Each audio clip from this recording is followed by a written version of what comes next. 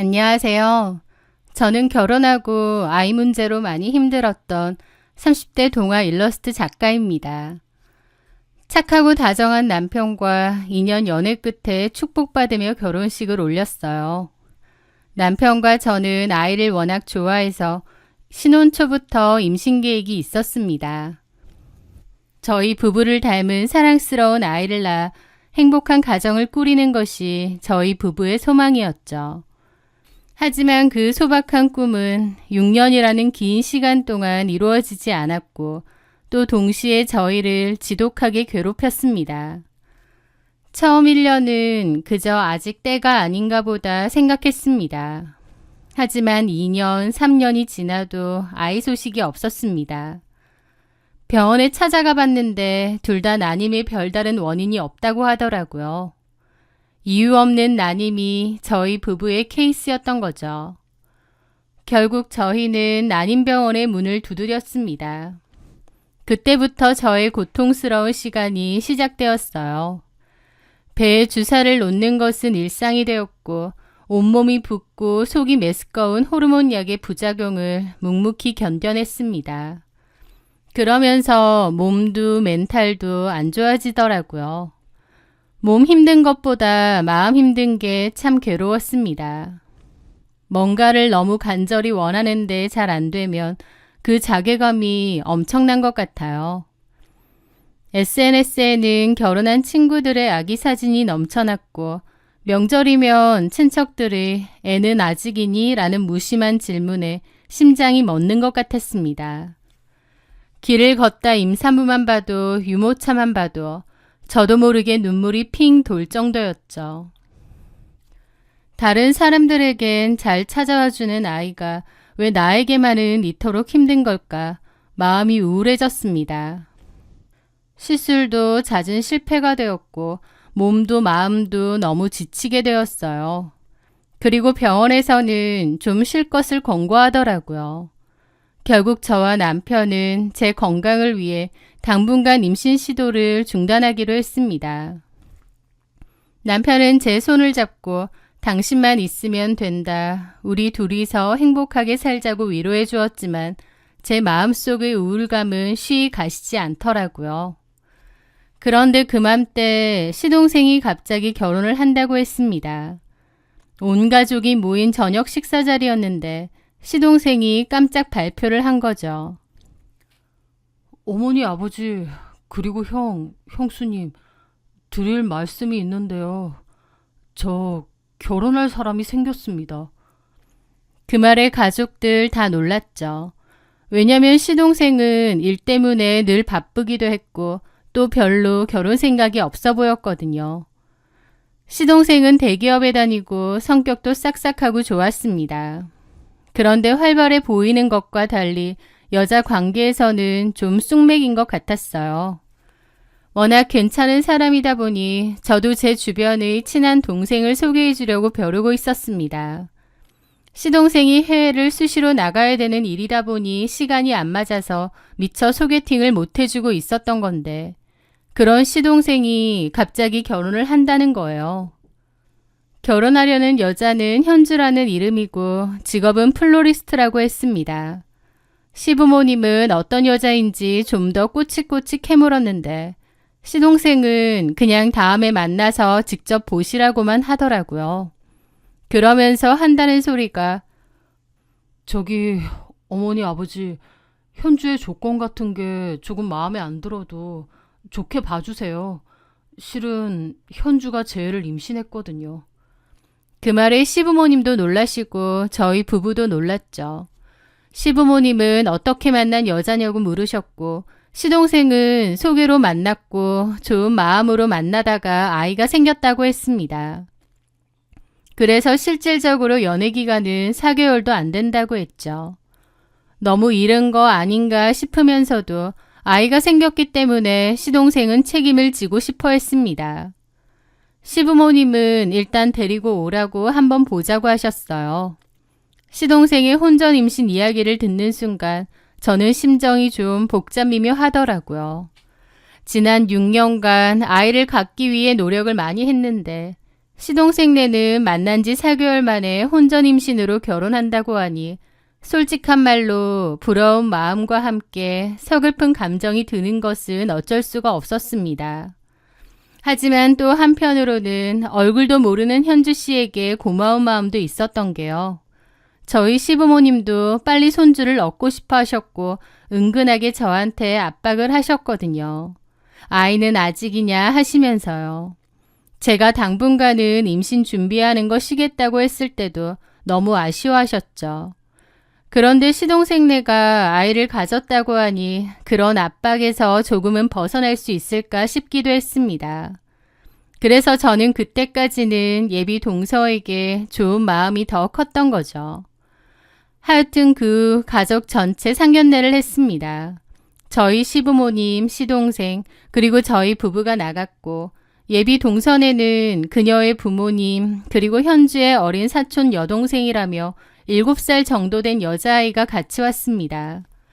예비 동선의 부모님 말로는 친척 아이인데 사정이 있어서 예비 동선의 부모님이 키운다고 하시더라고요. 그 아이는 표정이 어둡고 인사도 거의 안 하고 식사 시간 내내 핸드폰만 보고 있었습니다. 예비 동선의 부모님은 1시간 정도 떨어진 외곽 지역에서 사신다고 했고 농사를 지으신다고 했어요. 예비 동선은 예쁘고 새침대기 같은 느낌인데 예비 동선의 부모님은 말투나 행동도 그렇고 좀 투박하신 분들이시더라고요. 어쨌든 그렇게 상견례를 하는데 예비 동선의 어머니가 저에게 물었습니다. 그런데 큰댁은 결혼하신 지 꽤 되셨다고 들었는데 아이는 없어요? 요즘 젊은 사람들은 자유롭게 사는 걸 좋아한다고는 하던데 그래서 없는 건가? 그 말에 제가 어색하게 웃었죠. 아, 네. 저희는 아직 안 생겨서요. 서둘러야지. 여자는 나이 들수록 아이 안 생기고 힘든데. 그 모습에 예비 동서가 자기 엄마를 말리더라고요. 엄마, 그만 좀 해요. 형님네 6년째 아기 안 생겨서 힘들어하신단 말이야. 그런 얘기는 실례예요. 아, 내가 몰라서 그랬지. 아, 나이가 몇이요? 36입니다. 아유, 좀 많네. 빨리 가지긴 해야겠다. 근데 관리를 워낙 잘해서 보기엔 그렇게 안 보여요. 그냥 겉보기엔 우리 현주랑 비슷해 보여. 라고 하시는데 나름 칭찬이라고 하시는 것 같긴 하지만 저는 뭐라고 반응해야 될지도 모르겠더라고요. 그 분위기가 좀 가라앉았습니다. 저도 마음이 좀 무거워졌지만 잘 모르고 하신 얘기니 그냥 좋게 좋게 넘어갔죠. 어쨌든 그 시동생네는 결혼 준비를 서둘렀습니다. 그러다가 시동생네와 다시 본 일이 있었는데요. 예비 동서가 저한테 대뜸 그러는 거예요. 형님, 제가 먼저 아이 가져서 섭섭하신 건 아니죠? 그 말에 저도 놀라서 손을 저었습니다. 아니야, 동서. 그런 생각 안 해. 세영 씨한테 들으니까 형님이 아이 엄청 원하셨다고 하더라고요. 그런데 제가 먼저 생겨서 좀 죄송하고 눈치도 보이고 그러네요. 눈치를 왜 봐? 제 입장에선 좀 그래요. 그 말에 저는 갑자기 미안한 마음이 들더라고요. 제가 눈치를 준 적은 없는 것 같지만 어쨌든 예비 동서는 눈치가 보인다고 하니까요. 그래서 제가 그랬습니다. 그러지 마. 어머님, 아버님 다 손주 원하시는데 동서가 가져줘서 오히려 내가 부담도 덜고 얼마나 고마운데. 정말요? 저한테 고마우세요? 그럼. 하긴 제가 아이를 가졌기 때문에 형님이 좀 덜 부담스러우시긴 하겠네요. 저는 동서가 눈치 보인다고 하고 미안해하니까 괜찮다며 동서를 위해 한 말이었습니다. 그런데 동서는 제 말을 진심으로 받아들인 것 같더라고요. 가만 생각해보니 제가 형님 짐을 덜어드린 셈이네요. 라는데 그 눈치 없는 소리에 좀 어이가 없었지만 애써 웃어 보일 수밖에 없었습니다. 그런데 그 후부터 동서는 진심으로 제가 못한 임신을 자기가 했다고 유세가 장난이 아닌 겁니다. 사실 시부모님은 제가 오랫동안 임신을 못했기에 동서 뱃속의 아이가 누구보다 중요한 건 맞아요. 그래서 동서에게 그야말로 우쭈쭈 온갖 정성을 쏟으셨습니다. 사실 조건만 보자면 동서 조건이 저희 시동생에 비해 한없이 부족한데도 아이가 있다는 이유로 동서를 엄청 아끼셨죠. 그러자 동서는 그 상황을 교묘하게 이용하기 시작했습니다. 어느 날 동서가 제가 들고 온 가방을 보고 그러는 거예요. 어머 향리, 이 가방 어디서 샀어요? 진짜 예쁘다. 완전 내 스타일. 아, 이거 전에 유럽 신혼여행 갔을 때 산 거야. 예쁘지? 나도 이거 좋아해서 아껴서 들어. 이거 한국에선 못 구해요? 그렇다고 하더라고. 와, 나도 이거 갖고 싶다. 이제 안 팔겠죠? 그렇지 않을까? 그런데 동서는 그날 제 가방을 한참이나 보는 겁니다. 자기가 딱 원하는 디자인, 브랜드, 크기라면서요. 그 눈빛이 조금 부담스러웠는데 며칠 뒤에 시어머니에게서 전화가 왔습니다. 저기 성현아, 현주가 네 가방을 그렇게 마음에 들어 하더라. 계속 그 얘기하고 갖고 싶다고 하고. 네? 제 가방을요? 내가 다른 가방 사준다고 하는데도 그 가방이 꼭 갖고 싶다고. 저기 성현이 네가 그 가방 둘째 주면 안 되겠니? 신혼여행 때 산 거면 한 6년 쓴 거잖아. 그거 주고 내가 너 마음에 드는 명품 가방 새로 하나 사주마. 아, 어머님, 그건 좀. 저도 이 가방 엄청 좋아하는데. 좋은 마음으로 동서 줘라. 그 가방 너무 좋아서 계속 찾아다녔다는데 없대. 내가 새 가방 하나 사줄게. 어이가 없었죠. 무슨 3, 4살 애도 아니고 남의 물건 갖고 싶다고 전할 린가요? 그런데 그 상황이 좀 그랬습니다. 가방 하나로 제가 못 준다고 버티는 것도 뭔가 좀 이상하더라고요. 어머님은 아이 가진 둘째 동서에게 뭐든지 다 해주고 싶어 하시는 것 같았고요. 결국 울며 겨자 먹기로 그 가방을 동서에게 주었습니다. 지금 생각하면 안 줬어야 되는데 그때 저도 자존감이 바닥나 있는 상태여서 그랬는지 그냥 주게 되었습니다. 황당한 건 정작 제가 가방을 줬는데 그거 몇 번 들지도 않고 나중에는 거의 매지도 않더라고요. 물론 한참 나중에야 돌려받았지만요. 그리고 그 뒤로도 어처구니 없는 일들이 많았습니다. 시부모님은 두 분 다 사업을 하시기 때문에 바쁘시고 사는 거리도 조금 멀었거든요. 반면 저희 집과 시동생네는 10분 정도 거리고요. 앞서 말씀드린 것처럼 시동생은 해외 출장이 정말 잦은 직군이거든요. 한번 갔다 하면 일주일, 보름은 예사입니다. 그런데 동서가 운전을 못한다며 저한테 운전을 부탁하는 거예요. 병원에서 조심하라고 했다면서요. 택시 타고 다녀도 되는데 자기는 택시가 불편하대요. 불편하긴 뭐가 불편한가요? 그 김에 저 부려먹으려고 하는 거죠. 산부인과 갈 때마다 운전기사를 해달라고 했습니다. 그것도 어머님을 통해서 부탁을 한 거죠. 어머님은 저에게 성현아, 네가 현주 좀 도와줘라. 집도 가깝고 또 집에서 일하는 거니까 시간적 여유가 있잖니. 내가 해주고 싶어도 거리가 멀고 나도 워낙 바쁘고 병원에서 조심하라고 했다 하니까 임신 기간 동안만 네가 수고 좀 해줘. 그러시는 거예요. 저희 남편이 그거 듣고 화가 나서 그걸 왜 저를 시키냐고도 따졌는데 제가 남편을 말렸습니다. 아니야 여보, 내가 동서 좀 도와줄 수도 있지. 저도 좀 바보 같은 면이 있긴 했지만 그래도 좋은 마음으로 해주자 싶기도 했습니다. 그래서 그 뒤로 제가 운전기사를 자처했어요. 오래 걸릴 땐 병원에서 두어 시간 동안 같이 기다리기도 했죠. 그럴 때마다 현타가 오긴 했지만 그래도 좋은 마음으로 해주자며 제 마음을 다독였습니다. 그런데 어느 날 저녁 9시쯤 동서가 연락이 와서 뱃속의 아이가 자두가 너무 먹고 싶어 한다고 마트에서 자두 좀 사달라고 연락이 온 거예요. 기가 막혔죠. 남편에게 말했더니 남편도 재수씨 진짜 너무한 거 아니냐고 화를 내더라고요. 그래서 한밤중에 자두 사들고 남편이랑 같이 동선에 간 적도 있습니다. 남편은 좋게 좋게 얘기하더라고요. 재수씨, 임신해서 먹고 싶은 거 많은 것도 너무 이해하고 또 세영이가 없으니까 부탁할 곳이 없는 것도 잘 알아요.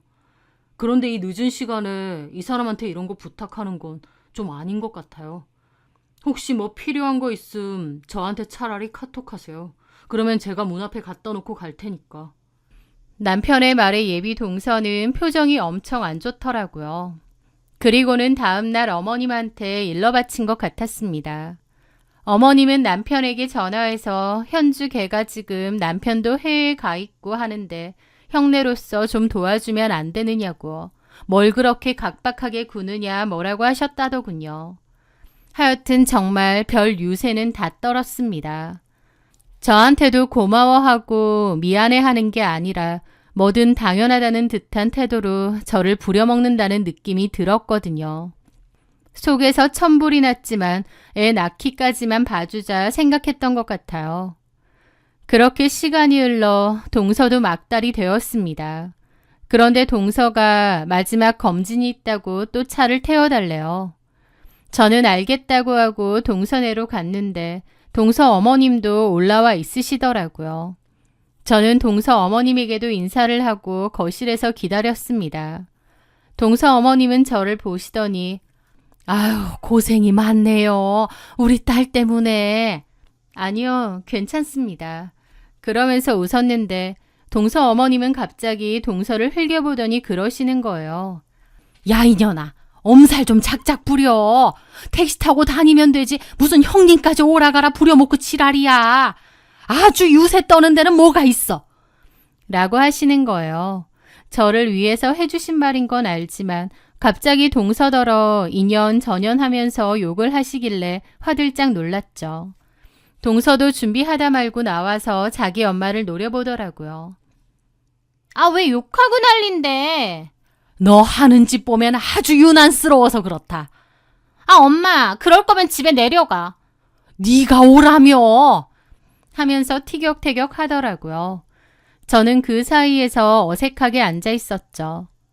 동서랑 동서 어머님은 평소에 저렇게 대화를 하는구나 생각하면서요.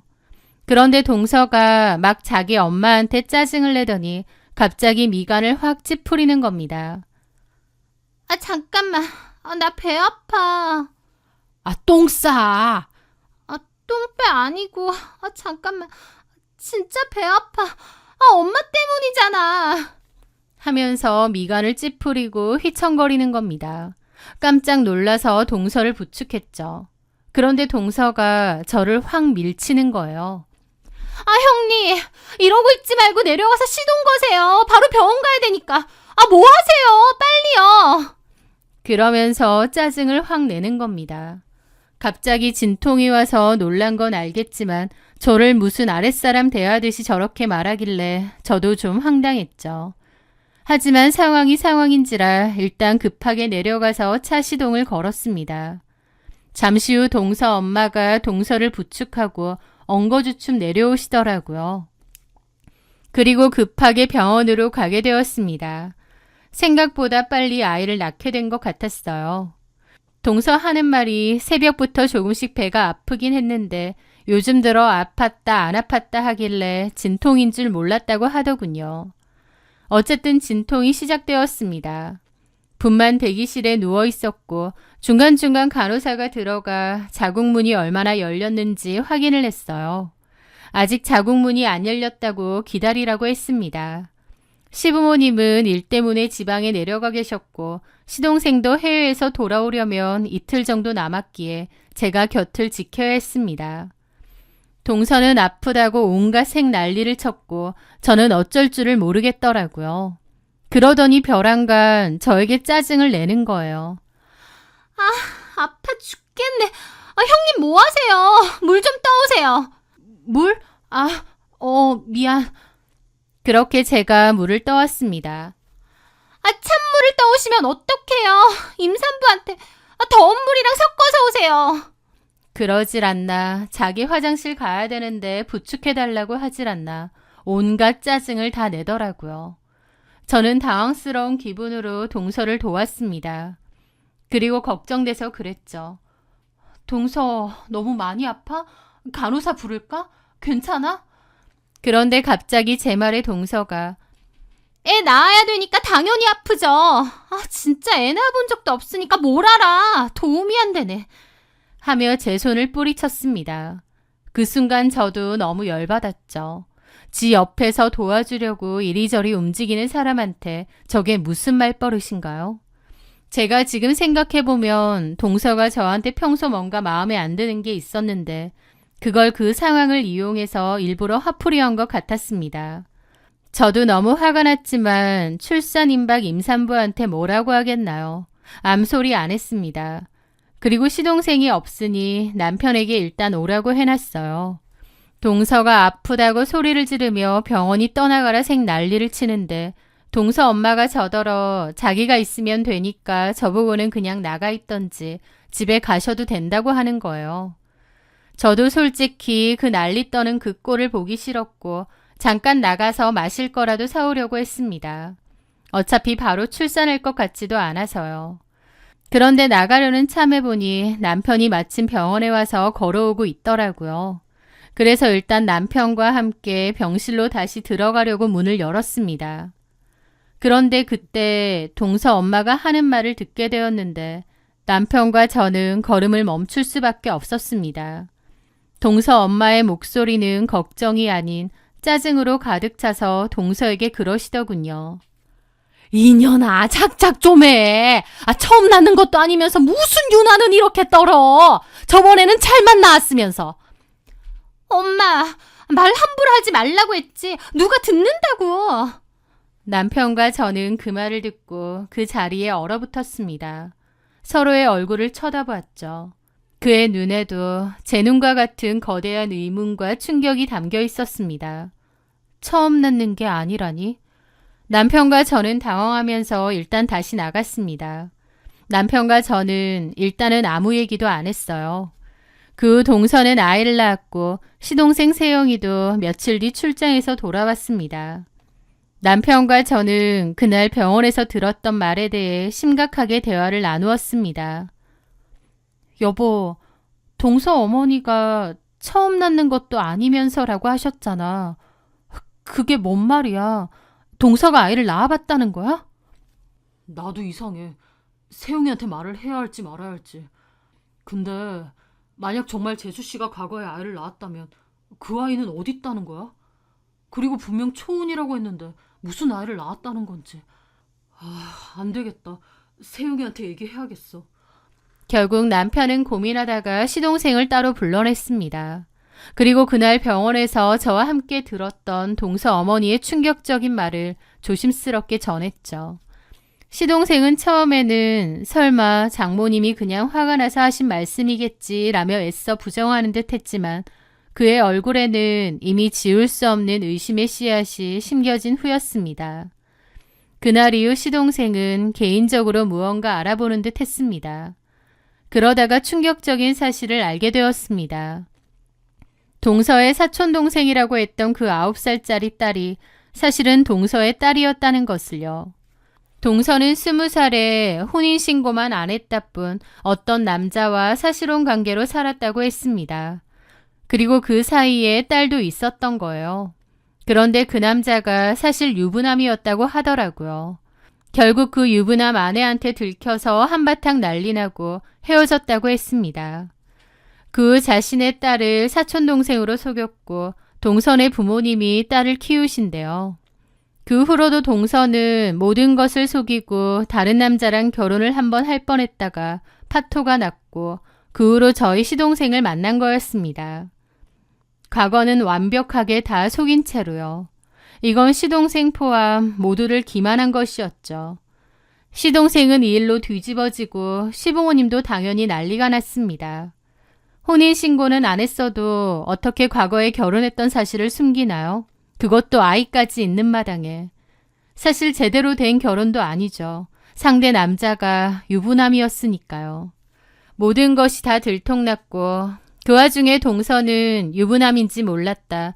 자기도 속아서 아이까지 낳고 산 거다라고 억울해하더라고요. 그게 중요한 게 아닌데도 말이죠. 시부모님은 설마 하는 마음에 갓 태어난 아이도 친자검사를 했는데 그나마 다행인 건지 그 아이는 시동생 아이가 맞았습니다. 하지만 시동생은 도저히 동서를 용서 못하겠는지 온 가족이 모인 자리에서 눈물을 흘리며 말했습니다. 아이는 제 핏줄이니 제가 평생 책임질 거예요. 하지만 저 여자와는 단 하루도 더 살 수 없습니다. 결국 시부모님은 그렇게 하라며 아이는 시부모님이 키워준다고 하셨어요. 그 둘은 옥신각신 많은 싸움 끝에 이혼하기로 했습니다. 물론 쉬운 일은 아니었고 그 일로 두 집안이 발칵 뒤집어졌죠. 동서는 그 와중에 자기 엄마를 원망하면서 엄마 때문이라고 난리를 쳤습니다. 속이고 살면 되는데 자기 엄마 때문에 다 들통났다고 하는데 와, 진짜 양심도 없는 인간이구나 싶더라고요.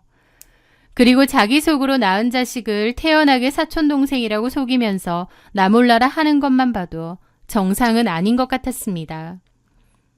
동서는 시동생과 시부모님께 손이 발이 되게 빌었지만 이미 끝이었습니다. 동서는 비참하게 쫓겨났죠. 하여튼 그맘때 정말 엄청난 폭풍이 저희 집에 휘몰아친 것 같았어요. 그리고 저도 정신이 없었습니다. 너무 정신이 없어서 생리를 했는지 안 했는지도 모를 정도였죠. 그런데 그 몸 상태가 좀 이상했습니다. 몸살인가 싶어서 약을 먹으려다 설마 하는 마음에 임신 테스트기를 했는데 세상에 두 줄이 뜨는 거예요. 그걸 보는데 너무 놀라고 가슴이 미친 듯이 뛰었죠. 임신이었던 겁니다. 그토록 바랄 땐 안 되던 임신이 그 정신없는 틈에 된 거죠. 마치 저에게 선물이라도 주는 것처럼요. 임신은 오히려 마음을 내려놓을 때 잘 된다더니 그게 이런 거구나 싶기도 했습니다. 그땐 너무 정신이 없어서 아이 생각은 전혀 못했거든요. 어쨌든 시동생네는 이혼 준비로 한바탕 난리였고 저는 조용히 뱃속의 아이를 잘 지키며 남편과 조용히 축하를 나눴습니다. 그리고 저희 집안을 휩쓸고 간 거대한 폭풍이 지나갔고 저는 출산일을 기다리고 있었습니다. 가끔 뱃속에서 아이가 부드럽게 발길질을 할 때마다 저는 제 배를 쓰다듬으며 이것이 꿈은 아닐까 생각하곤 합니다.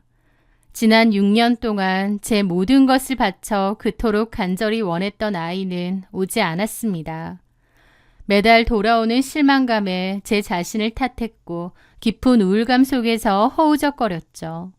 하지만 모든 것을 내려놓았을 때 기적처럼 아이가 제게 찾아왔습니다. 동서를 떠올리면 지금은 분노보다 안타까운 마음이 먼저 듭니다. 그녀는 자신의 행복을 위해 자신의 딸을 사촌동생으로 만드는 위태로운 거짓말을 했었죠.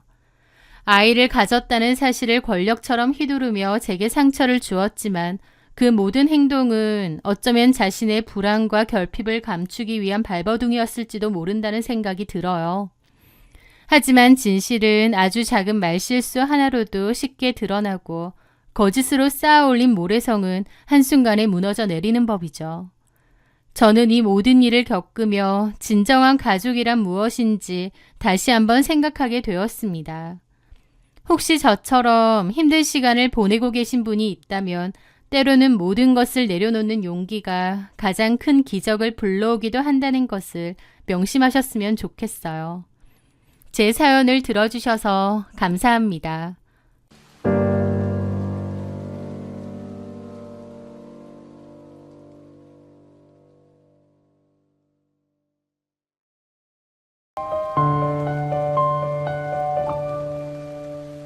안녕하세요. 저는 어린 딸을 키우며 개인 프리랜서로 일하고 있는 30대 후반의 여자입니다. 짧다면 짧은 결혼 생활을 끝내고 지금은 부모님과 함께 뉴질랜드에서 지내고 있습니다. 이곳의 푸른 초원 위에서 아이와 함께 평화로운 나날을 보내고 있자면 과거의 그 속 시끄러운 일들이 다 전생처럼 느껴지기도 하네요. 이런 평화를 얻기 위해 저는 제 인생의 가장 큰 폭풍을 온몸으로 맞아야 했습니다. 원래 저는 성격이 해맑고 낙천적이라는 이야기를 많이 들었습니다. 살면서 크게 부딪히거나 상처받을 일이 잘 없었기 때문이죠. 대학교 졸업하고 항공사 승무원으로 일을 했고 퇴사 후에는 모바일 쇼호스트 일을 했었습니다. 승무원 일을 할 때도 방송을 할 때도 저의 긍정적인 에너지가 좋다는 칭찬을 많이 들었어요.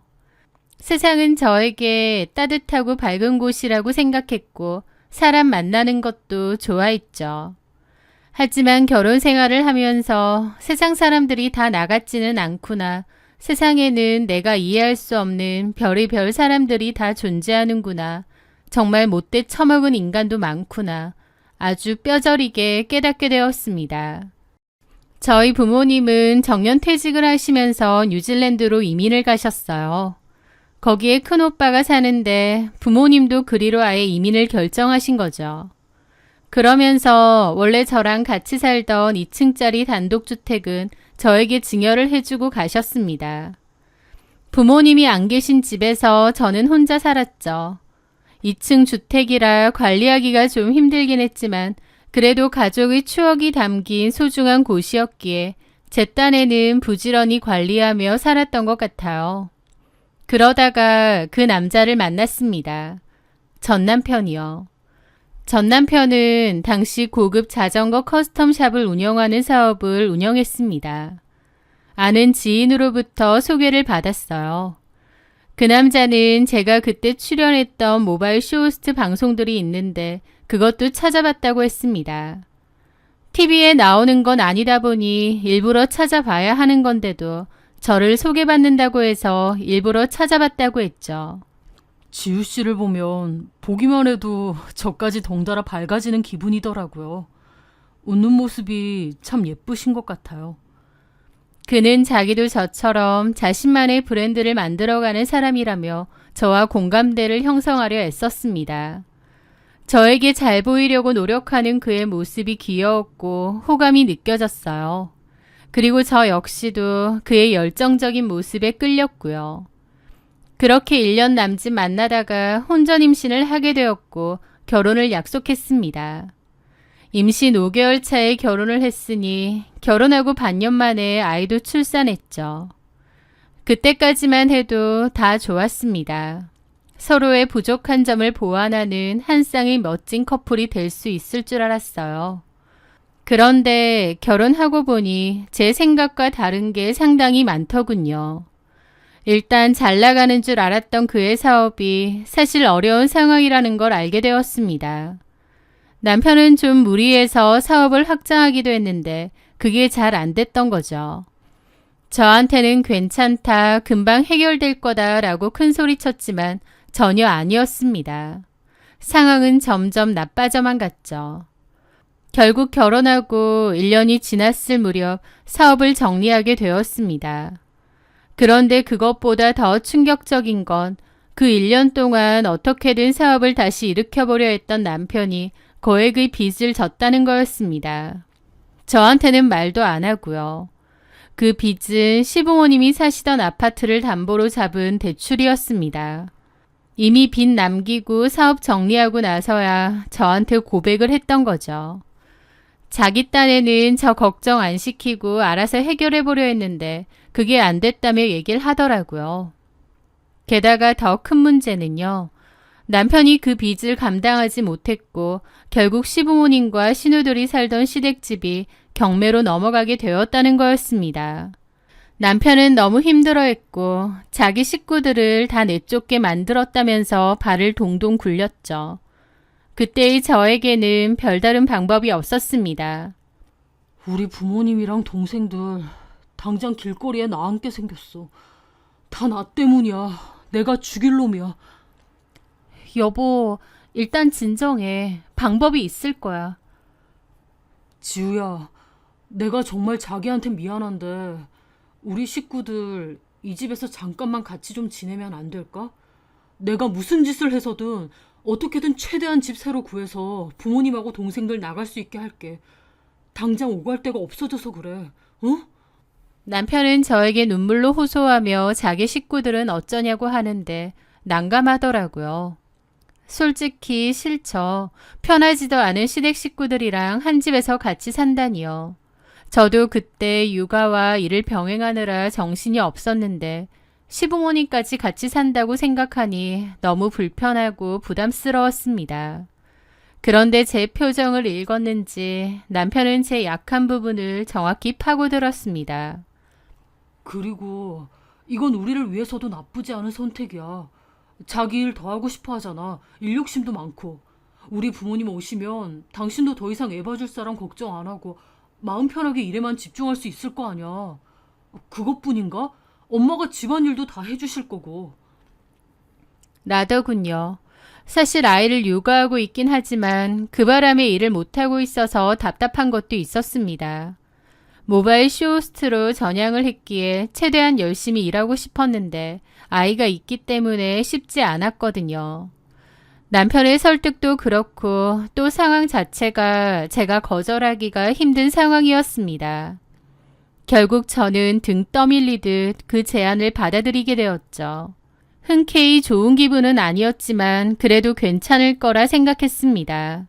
어쨌든 시부모님이 일하는 저 대신 아이를 돌봐주신다고 했으니 그 부분만이라도 좋게 생각하자 싶었죠. 그렇게 시댁 식구들이 저희 집으로 오게 되었는데요. 무릎이 안 좋은 시부모님을 위해 1층을 내드렸고 신우들도 1층에 있는 방을 썼습니다. 저와 남편, 아이는 2층을 쓰게 되었고요. 그때는 미처 몰랐습니다. 제 집을 통째로 기생충들에게 내어줄 뻔한 끔찍한 결정이었다는 사실을 말이죠. 막상 같이 살아보니 제 생각보다 불편하고 짜증나는 일이 너무나 많았습니다. 제가 일만 할 수 있게 해준다면서 집안일이고 육아고 다 해주신다더니 웬걸요. 집안일은 온전히 제 차지였습니다. 그리고 오히려 식구들이 늘어나니 해야 할 일만 산더미처럼 더 불어난 거죠.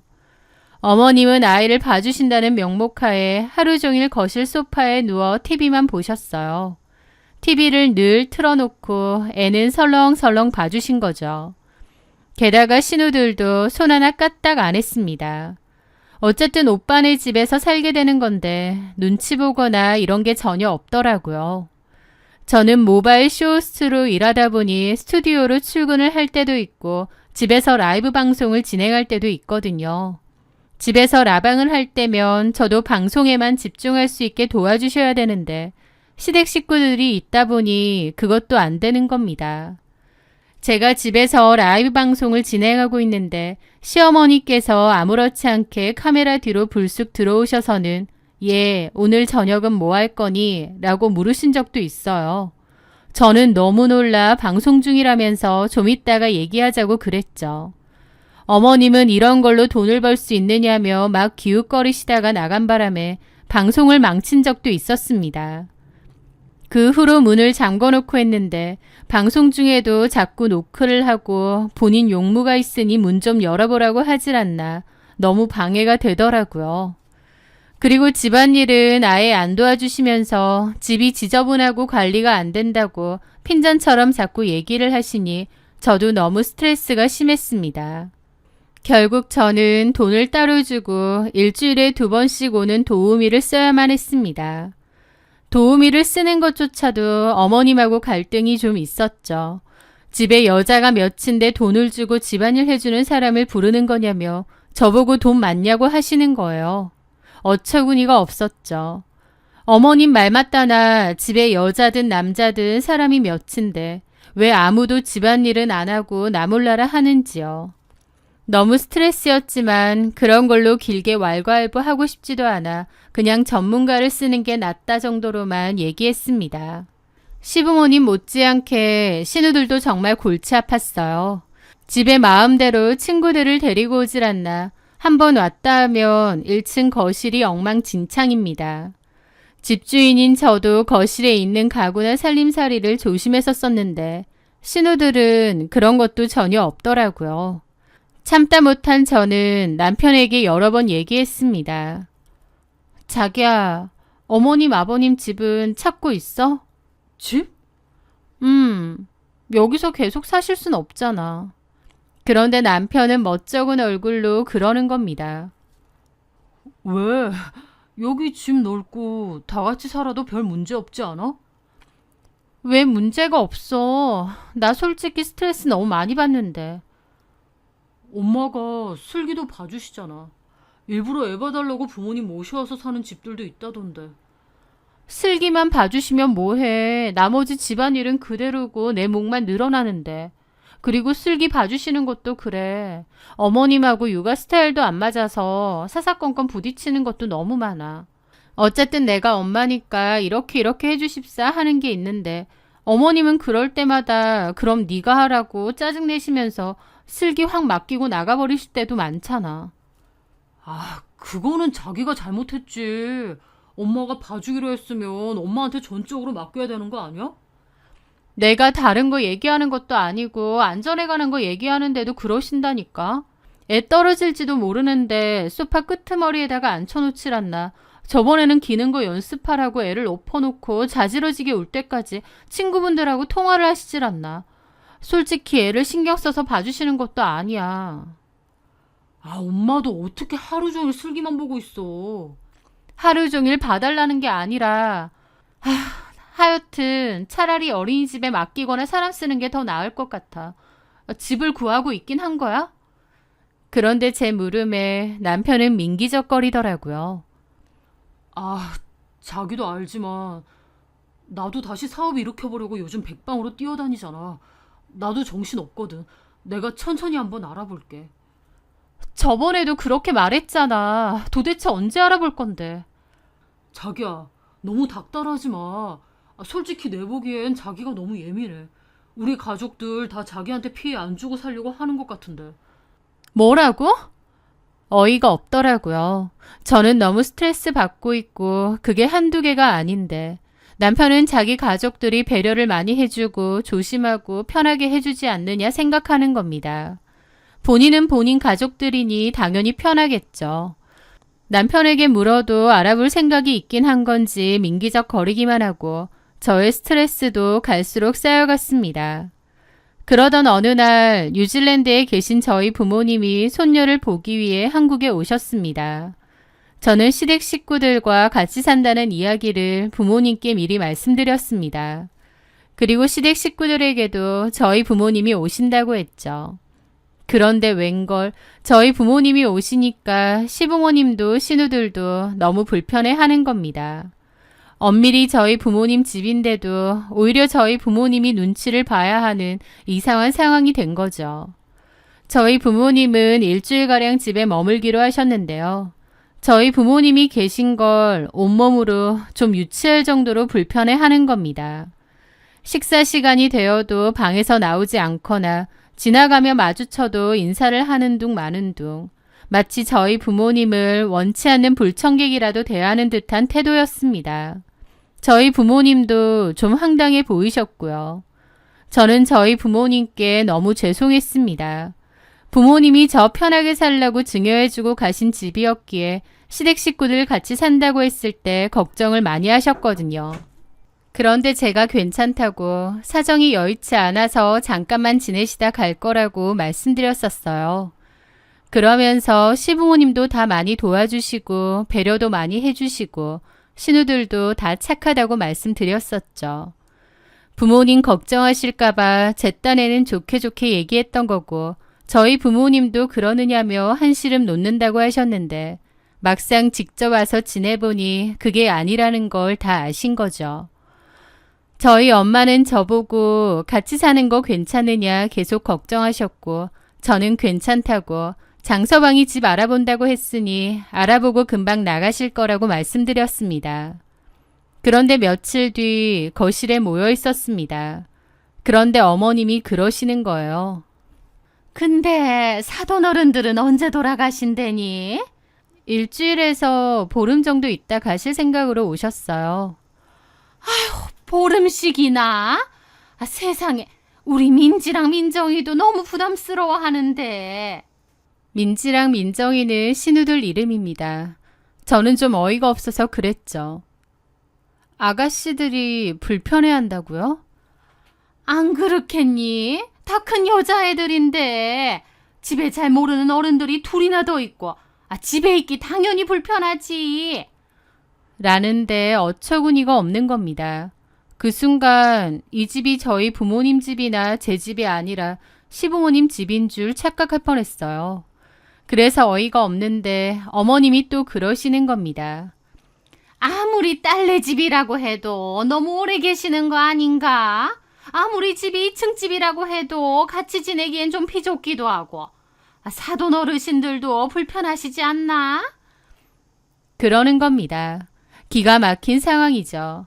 객식구로서 얹혀있는 건 자기들이면서 집주인인 저희 부모님을 불편해하고 눈치를 주는 그야말로 주객이 전도된 상황이었으니까요. 저는 너무 황당해서 한 소리 하려는데 마침 주방에 있던 엄마가 그 얘기를 들으셨는지 나오셨습니다. 웬만해선 화를 내지 않으시는 저희 엄마지만 기분이 상하셨는지 어머님을 보며 웃으며 말씀하시더군요. 사부인께서는 저희가 있어서 좀 불편하신가 봐요. 어머, 거기 계셨어요? 인기척이라도 좀 하시지. 저희가 불편하다기보다 사돈 어르신들께서 불편하실까 봐. 저희가 불편할 게 있나요? 이 집에서 30년 넘게 살았는데요. 오히려 타지 생활하다가 집에 돌아오니까 아주 편하죠. 엄마가 일부러 저렇게 말하시더라고요. 누가 집주인인지 확실히 하시려는 것 같았습니다. 그 말에 어머님 표정이 확 굳더라고요. 사부인이야말로 이 집에서 지내시는데 불편함은 없으시죠? 예, 다행이네요. 불편한 게 없으시다니. 지내시는 동안만큼은 편하게 지내세요. 어차피 장서방이 집 알아본다고 했으니 곧 나가실 거 아니에요. 지내시는 동안 저희 딸이 공연히 눈치 주는 일은 없게 제가 잘 얘기해 놓겠습니다. 저희 엄마의 뼈 있는 농담에 어머님은 표정이 완전 굳어서는 대답도 하는 둥 마는 둥 굳어 있으시더군요. 그 모습이 어찌나 통쾌하면서도 한편으론 서글픈 겁니다. 저희 부모님도 저렇게 말씀하시는 성격 아닌데 오죽하시면 저렇게 말하실까 싶고 괜히 이런 상황을 제가 만든 것 같아서 부모님께 죄송하고 그랬죠. 시부모님은 저희 부모님 얘기 이후로 표정 내내 안 좋아서 방 밖으로도 안 나오고 그러시더라고요. 저는 참다 못해 남편에게도 통보를 했습니다. 시부모님 지내실 집 알아보라고요. 그랬더니 남편이 사실 구할 돈이 없다느니 그제서야 헛소리를 하더라고요. 그때 부모님 집 구해드릴 돈 정도는 있다고 하지 않았느냐 하니까 급해서 한 말인데 사실은 없다고 배째라는 식인 거예요. 남편의 그런 태도에 저도 정이 막 떨어지더라고요. 이런 대책 없는 인간이었나 싶기도 하고요. 그리고 저희 부모님이 다시 뉴질랜드로 돌아가시고 얼마 안 됐을 때였습니다. 저녁을 먹는데 어머님이 언짢은 얼굴로 제게 그러시는 거예요. 근데 내가 생각을 해봤는데 이 집 명의 말이다. 그거 아직도 네 명의로 되어 있니? 네? 그게 무슨 말씀이세요? 저희 부모님이 저한테 증여하신 제 집인데 당연히 제 명의죠. 아니, 그렇게 하면 안 되지. 결혼했고 이렇게 한 집안에 가장이 있는데 집 명의는 남편 쪽으로 되어 있는 게 기본 아니니? 명의 바꿔야지. 라고 하시는 겁니다. 그 순간 기가 턱 막히더라고요. 자기 집처럼 하는 것도 모자라 아예 이제 남편 명의로 바꾸라니요. 아예 이 집을 대놓고 뺏으려는 게 보여서 어이가 없었죠. 저는 이런 말도 안 되는 소리에 남편도 합의한 건가 싶어서 쳐다봤는데 남편은 모르는 척 밥만 먹고 있더라고요. 아버님까지 한술 더 뜨셨습니다. 네 어머니 말이 맞다. 집이 와이프 이름으로 되어 있으면 가장 위신이 서겠어? 저는 이 사람들이 단체로 어떻게 됐나 싶었습니다. 그래서 수저를 내려놓고 분명히 말씀을 드렸죠. 아버님, 어머님, 이 집은 저희 부모님이 저한테 주신 제 집입니다. 명의를 바꿀 이유가 전혀 없습니다. 그런 말씀 하지 마세요. 저는 그렇게 단호하게 말했더니 식탁에 둘러앉은 그 집 식구들이 저 하나를 놔두고 큰 소리를 내며 몰아세우는 겁니다. 호의가 계속되면 권리인 줄 안다더니 시댁 식구들이 딱 그 짝이었습니다. 저도 화가 나 자리에서 일어났죠. 못 들으셨어요? 그렇게는 못하겠습니다. 그렇게 해야 할 이유도 없고요. 너 이게 뭐 하는 태도야? 시부모 알기를 개똥으로 하네? 남편은 제 팔을 잡더니 올라오라고 하더라고요. 그렇게 방으로 올라가 남편과 크게 다퉜습니다. 내려가서 부모님께 사과드려. 내가 왜 사과를 해? 당신도 이 집 명의를 당신한테 해줘야 한다고 생각해? 엄마가 솔직히 저런 말 왜 하시겠어. 네가 돈 좀 번다고 우리 가족 무시하니까 엄마가 저러시는 거 아니야. 무슨 말도 안 되는 소리야. 내 핑계 작작대. 지금 너나 너네 가족들 내 집 뺏으려고 하는 거 누가 모를 줄 알아? 뭐라고? 나 진짜 못 해먹겠다. 더 이상은 못 참아. 너랑 결혼했다는 이유로 참았는데 이제 참을 이유가 없네. 집 구해서 나간다고 하더니 나갈 생각도 애초에 없었지. 이대로 눌러앉을 생각이었지. 나한테 집 뺏을 생각이었지. 야, 누굴 거지로 알아. 와, 진짜. 제 말에 남편은 할 말이 없는지 얼굴만 빨개져서 씩씩대더군요. 저는 그 싸움으로 이 결혼은 돌이킬 수 없다고 판단했습니다. 남편에게 정도 다 떨어지고요. 똑똑히 들어. 이 집, 우리 부모님이 나한테 주신 내 집이야. 나 참을 만큼 참았고 더 이상은 안 참아. 당신이랑 당신 가족들 이 집에서 나가. 뭐? 너 이렇게 나온다 이거지? 뭐 갈라서자 이거야? 나 지금 그럴 작정이야. 이번 달 말까지 다 정리해서 나가. 그날까지 안 나가면 바로 이혼 소송 진행할 거야. 그리고 당신 식구들 전부 퇴거 불응 소송까지 걸어서 끌려나가게 만들 거야. 제 단호한 태도에 남편은 그제야 당황한 얼굴이더라고요. 여태까진 제가 좋게 넘어가줬더니 사람을 아주 우습게 봤나 보더라고요. 그날 이후 저희 집은 그야말로 냉전 상태였습니다.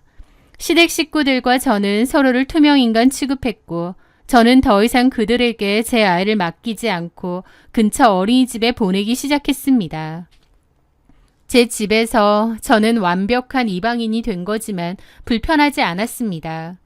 그리고 정말 약속된 날짜가 오면 쫓아내 버릴 생각이었어요. 이혼 생각도 하고요. 그렇게 약속한 날짜가 다가오던 어느 날 저녁이었습니다. 어머님께서 제 방으로 찾아오셨습니다. 정과는 달리 아주 온화한 표정이었죠. 아가, 그동안 우리가 너무 심했다. 지금 상현이가 집 알아보고 있으니 구해지는 대로 나가마. 그동안 미안했다.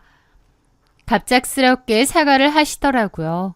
그런데 그 순간만큼은 진심으로 미안해 하시는 듯 했습니다. 근데 아무리 그래도 우리가 한 가족인데 이렇게 틀어져서야 되겠니? 우리가 나갈 때 나가더라도 화해는 하고 나가는 게 맞지 않나 싶다. 괜히 우리 때문에 너랑 상현이 사이 틀어지는 것도 원치 않고 내일 시간 괜찮으면 저녁 같이 하자. 저는 그 갑작스러운 태도 변화가 의심스러웠지만 그래도 어른이 먼저 사과하시는데 매몰차게 거절할 수는 없었습니다. 어쩌면 정말 마지막이라도 좋게 마무리하고 싶으신 걸까 하는 생각도 들었고요. 저는 결국 그 제안을 받아들였습니다. 그렇게 저는 다음날 일을 하고 돌아왔고 시부모님은 식사 준비를 한상 해놓으셨어요. 아이는 방에서 일찍 자고 있다고 하고요. 제가 옷만 좀 갈아입고 오겠다 하니 어머님이 배고플 텐데 손 씻고 와서 밥부터 먹고 가라고 하시더라고요. 국 다 식는다고요. 그렇게 저는 앉았고 시아버님께서 와인을 따르셨습니다. 아가, 그동안 우리가 눈치 없이 이 집에서 너무 오래 지냈구나. 미안하다. 이 술 한 잔 받으면서 지난 허물일랑 잊어주면 안 되겠니? 그러면서 저한테 와인잔을 건네주셨어요. 저는 그래도 어른들이 저렇게까지 말씀하시니 마음이 조금은 누그러지는 기분이었습니다. 그런데 바로 그 순간이었습니다. 제가 와인잔을 받으려던 찰나 제 옷깃에 달려있던 리본이 찝히면서 실수로 와인잔을 손으로 쳐버리게 되었습니다. 쨍그랑 하는 소리와 함께 와인잔은 바닥으로 떨어져 산산조각이 났고 붉은 와인이 확 쏟아졌죠. 어머, 죄송해요. 제가 실수를. 저는 몹시 당황했는데 제 옷에도 와인이 좀 튀었더라고요. 죄송해요. 잠시만요. 저는 화장실로 일단 갔습니다. 이미 붉게 물들어버려 소용이 없었습니다. 심하게 물든 건 아니지만 그래도 어차피 집이니까 2층 제 방으로 올라가 옷을 갈아입고 나오기로 했습니다. 그렇게 조용히 나와서 계단을 올라가려다가 무심코 1층 주방 쪽을 내려다 보았을 때였습니다. 주방에서 어머님이 무언가 급하게 하고 있는 모습이 보이는 거예요. 등을 보이고 서 계셔서 처음에는 뭘 하시는지 몰랐는데 자세히 보니 시어머니는 찬장에서 새 와인잔과 약포지 하나를 꺼내들고는 와인잔에 툭툭 털어 넣는 겁니다. 그걸 보는 순간 온몸에 피가 얼어붙는 것 같았죠. 어머님은 제가 나온지 모르시는지 화장실 쪽을 살짝 보더니 행주로 와인잔 안쪽 벽에 묻은 가루자국까지 꼼꼼하게 닦아내고 있었습니다. 저도 모르게 입을 틀어막았습니다. 저건 틀림없는 약이었습니다. 뭔지는 몰라도 저 몰래 약을 먹이려는 거였죠. 저는 일단 소리 없이 2층 제 방으로 달려가 문을 닫았습니다. 손이 덜덜 떨려 옷을 갈아입을 수도 없었습니다. 저 사람들이 나한테 뭘 먹이려고 하는 거지? 소름이 쫙 돋으면서 여기서 벗어나야 한다는 생각은 드는데 공포심에 머리가 정지된 것처럼 아무 생각도 나지 않았습니다. 저는 어쩌지 고민하다가 급하게 핸드폰을 들었어요. 그런데 그때 신우가 노크를 하더군요. 새언니, 옷 갈아입고 있어요? 다들 기다리는데. 저는 그 목소리에 정신이 번쩍 들었습니다. 저는 심호흡을 한번 하고 최대한 아무렇지 않은 표정을 지으려 애쓰며 옷을 갈아입었습니다. 그리고 태어난 척 다시 1층으로 내려갔습니다. 제가 자리에 앉자 시아버님께서 바로 그 새 와인잔을 제 앞으로 내밀었습니다. 아주 인자한 미소를 지으면서요. 자, 우리 며느리 옷도 갈아입었으니 이제 정말 우리 다 화해하는 기념으로 한잔하자. 저는 제 앞에 놓인 그 와인잔을 가만히 내려다보았습니다. 붉은 와인 속에 저를 해치려는 그들의 시커먼 속내가 비치는 것 같았습니다. 저는 와인을 마시는 척하면서 사실은 입술에 잔을 슬쩍 대기만 하고 마시지는 않았습니다. 그 짧은 순간에도 맞은편에 앉은 어머님이 제가 술을 마시는지 안 마시는지 유심히 살피고 있다는 것이 느껴졌죠. 제가 잔을 내려놓자 아니나 다를까 어머님이 물었습니다. 왜 안 마시니, 아가? 그 순간 저도 모르게 기지를 발휘해서 그랬죠. 와인에서 약간 상한 냄새가 나는 것 같아서요. 제 말에 옆에 앉아있던 남편이 제 잔을 냉큼 가져가더니 킁킁대더라고요. 무슨 소리야? 아무렇지도 않은데? 향 좋기만 하네. 마셔도 돼. 그러면서 그 잔을 다시 제게 건네는 겁니다. 다른 식구들보다 남편 놈까지 한통속이라는 게 너무 괘씸하고 분하더라고요. 그래서 제가 그랬죠. 그래? 당신 잔은 괜찮은가 보다. 그럼 바꿔 마시자. 그렇게 저는 잔을 바꿨습니다. 그 순간 시댁 식구들의 얼굴이 전부 굳어지는 것을 보았습니다. 시어머니와 시아버지가 서로 눈빛을 교환했고 남편은 당황하더라고요. 그게 얼마나 어이가 없던지요. 안 마셔? 아니, 나는 갑자기 속이 좀 안 좋아서. 그 모습에 제가 그랬죠.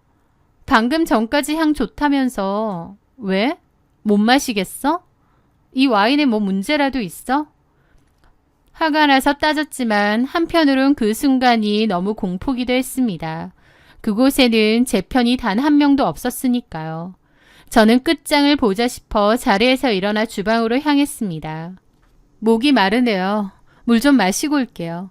주방으로 걸어가는 척하면서 저는 몰래 주머니 속에서 휴대폰을 꺼내 112를 눌렀습니다. 통화 버튼을 누른 뒤 주머니 깊숙이 넣어두었어요. 그리고 시어머니가 꺼냈던 그 찬장에서 약을 꺼냈죠. 어머님, 이거 뭐예요? 이 약 제 잔에 탔죠? 제가 다 봤어요. 이 약 도대체 뭐예요? 제 말에 시어머니는 당황하며 변명하기 시작했습니다. 약이라니. 그건 그냥 감기약이야, 감기약. 감기약이요? 웃기지 마세요. 술이랑 감기약을 같이 먹는 사람이 어디 있어요? 그리고 어머님, 연세가 몇인데 가루 감기약을 드세요? 저는 더 이상 참지 않고 소리쳤습니다. 도대체 이 약이 뭐냐고요? 왜 저한테 몰래 먹이려고 한 거예요? 쟤 뭔 소리야니? 미쳤나 보다. 그래요. 제가 직접 알아볼게요, 그럼. 저는 그 약봉지를 들고 현관으로 향했습니다. 그런데 그 순간 시댁 식구들이 다급하게 저를 막아서면서 뒤로 확 밀치는 겁니다. 그리고 신우가 제 손에 약을 뺏었고 어머님이 제게 달려드는 거예요. 저는 그 바람에 바닥으로 쓰러졌는데 그 순간 소리를 지르며 제 머리채를 잡고 바닥에 내리찍는 겁니다. 이 싸가지 없는 년! 시부모 무서운 줄 모르고 네가 그렇게 잘났어? 네 집이라고 유세 떨어 이 망할려나? 아픈 것보다 너무 무서웠습니다. 머리를 바닥에 찌이고 시어머니의 악독한 소나기에 머리채가 잡힌 채 흔들리는 동안 제 눈은 단 한 사람을 향해 있었습니다. 바로 제 남편이었죠. 하지만 남편은 시어머니를 말리지도 않고 이 모든 광경을 보고만 있는데 그 순간 깨달았습니다. 저를 때리는 시어머니보다 그냥 지켜만 보고 있는 저 인간이 더 끔찍한 악마라는 것을요. 그때였습니다. 띵동 띵동 요란한 초인종 소리와 함께 현관문을 부술듯이 두드리는 소리가 들렸습니다. 경찰입니다. 문 여세요. 가정폭력 신고받고 출동했습니다. 그 소리에 시어머니의 움직임이 멈칫했습니다. 시댁 식구들 모두가 얼어붙었죠. 경찰이 강제로 열기 전에 빨리 열라고 재촉했고 겁에 질린 신우 하나가 떨리는 손으로 현관문을 열었습니다. 그리고 경찰들이 집 안으로 들이닥쳤죠. 사실 저는 아까 2층 제 방에서 옷을 갈아입으며 그 공포 속에서도 이미 112에 문자를 보내두었습니다. 시댁 식구들이 저를 해치려 합니다. 제 술에 약을 탔습니다. 지금 당장 출동해 주세요. 증거를 위해 112에 다시 전화해 현장 상황을 큰 소리로 알리겠습니다. 라고요. 제가 주방에서 소리치며 그들과 다투는 동안 제 주머니 속 휴대폰은 112와 연결되어 이 모든 상황을 생중계하고 있었던 겁니다. 경찰은 바닥에 널브러져 있는 저와 시모를 떼어놓았습니다. 폭행 현행범으로 체포합니다. 내가 뭘 어쨌다고! 저는 경찰의 부축을 받으며 일어나 비틀거리며 휴지통을 가리켰습니다. 저기에 약봉지 있어요. 저한테 몰래 먹이려던 거. 신우가 제 손에서 뺏은 약봉지를 버렸거든요.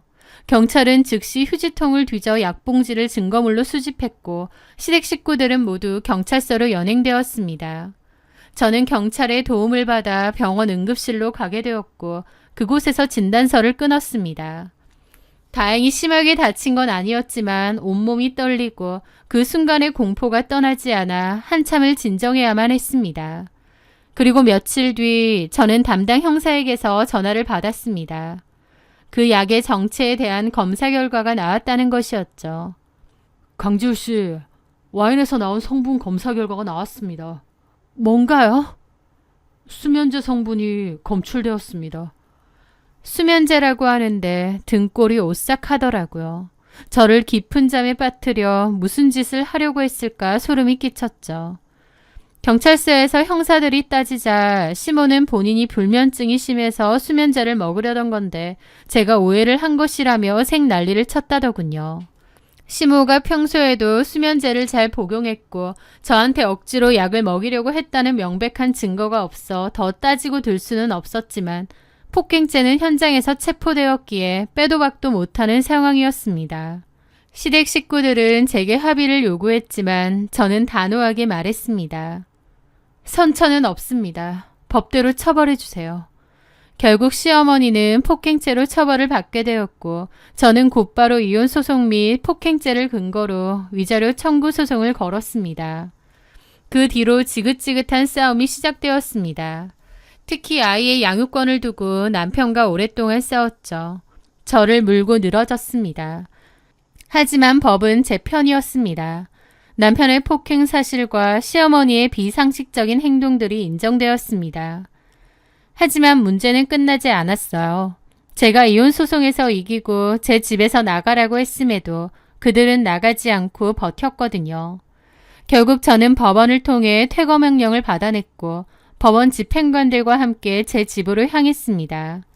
그들은 마지막 순간까지도 제게 악담을 퍼부으며 쫓겨났죠.